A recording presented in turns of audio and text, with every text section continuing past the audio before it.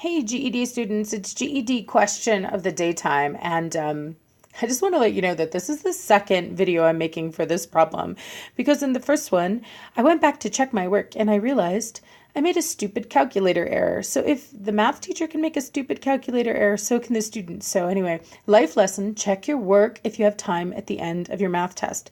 But let me go ahead and try this one again. It says, the table gives information about a local swim team, okay?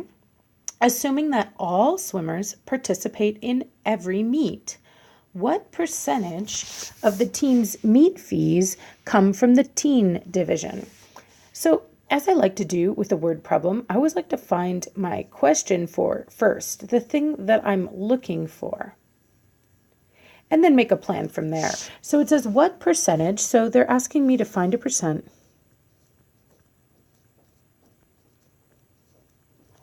of the team's meet fees come from the teen division. So remember that percents are just ratios. Now they're special ratios. They're always compared to 100, but they are just ratios.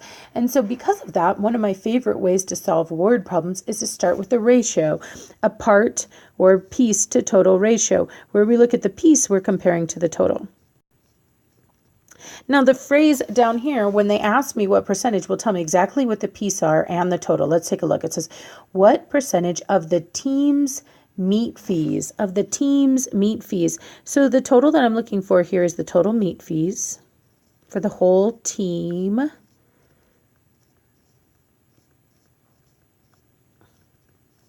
And then they ask me what percentage of the team's meet fees come from the teen division. So the piece that I'm looking at is the meet fees from the teens. So I'm going to use my usual word problem method for finding percents. And yes, guys, I'm well aware this is not the only way to find a percent. If you like another way, feel free to use it. But this is the way I prefer when doing word problems. I am going to start with my ratio. And then I am going to convert that into a percent using my TI calculator. So let's give it a try. The first number I need is the meet fees that come from teens. Now be really careful, because a lot of students come and look at this table and they start right, but they get a little confused. They go, oh, look, here's my children's, my juniors, my teens. And they see the teens there, so good for them. And then they see that registration fee, the number of swimmers, the meet per season, and the meet entry fee. And they go, oh, look, $20 comes from the teens. And so they write a 20 up here. And they're very proud of themselves. I found the piece that comes from the teens, miss. And I'm like, not really. I am not only collecting $20 in meet fees from my teens. Let's go ahead and look a little more closely at this table. Notice what the other lines say. So there's a different type of fee, a registration fee. Okay, that definitely won't come into play with the meet fees. But I do see this. I see the number of swimmers.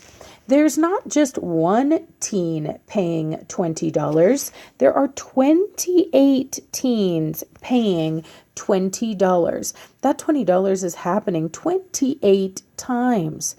And then look at the next line. The next line is meets per season. Well, guess what? That meet entry fee, you're going to pay that every time you have a meet. We even see this wording down here that says due by day of meet.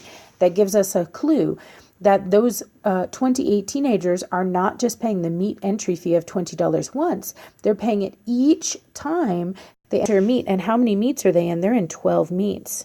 So guess what? It's a pretty complex total up here. We are going to need to multiply to the $20 times the 28 teens paying it times the 12 times each that they pay it. Anytime you have repetition when you're finding a total, a quick way to deal with that is with multiplication. So 20, and this is where I made my stupid calculator error in the first video, so I'm going to be really careful about me typing this in, times 28 times 12 gives me $6,720 from the teens. $6,720 is the piece from the teens. Now, let's look back again at our phrasing. It said, what percentage of the team's meet fees come from the teen division? So I got the piece from the teen division, but I need that total, the total of the team's meet fees. So there's the teens, but there's, two other groups. There's the juniors and the children's as well. Let's go figure them out. So the juniors pay $15.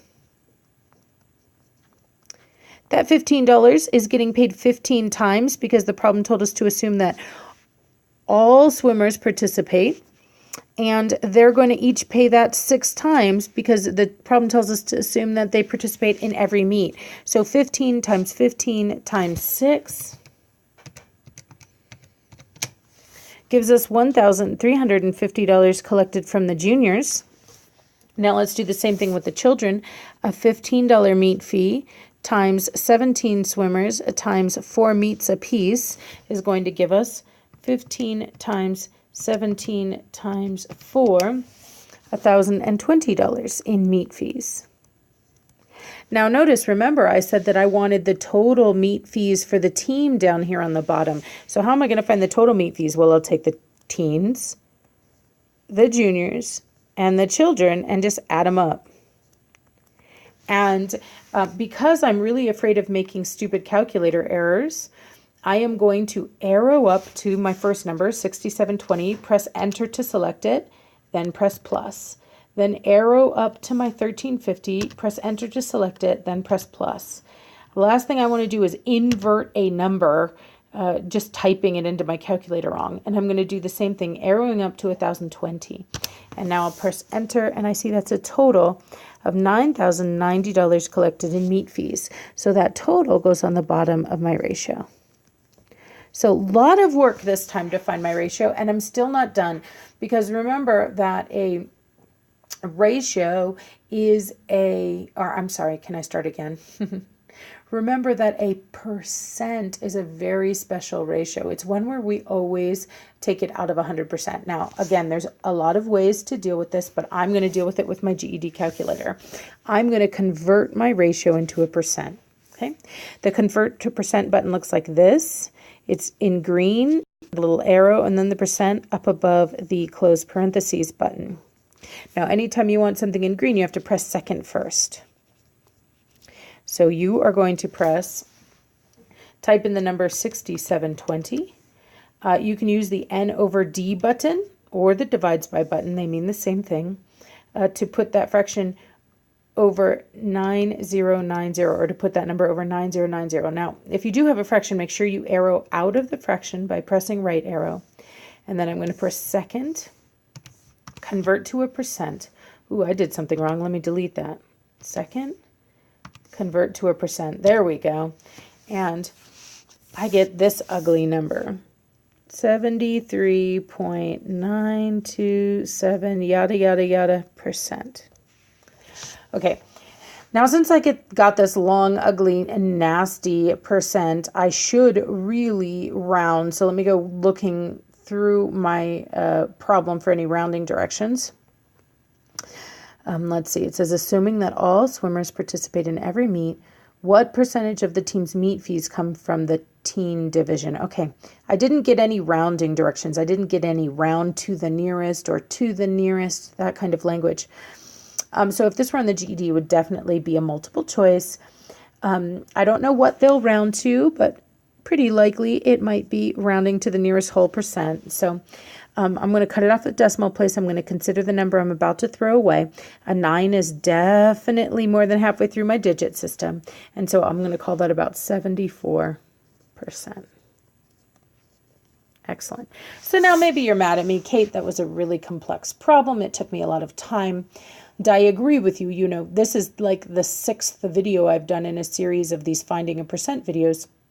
I was building up to this level of complexity. And not all your problems on the GED will be this complex, but a few will be. Okay, a few will be. And so if you were actually taking your test, you might want to guess at an answer on a problem like this, and then flag it and return to it at the end, and try to work it out, because it is just, I know, it's a lot of work. And the last thing you want to do is get yourself all muddled at the beginning and all frustrated at a multi-step problem. All right, if you have any questions about this or any other GED math topic, be sure to drop it in the comments and I'll do my best to answer it.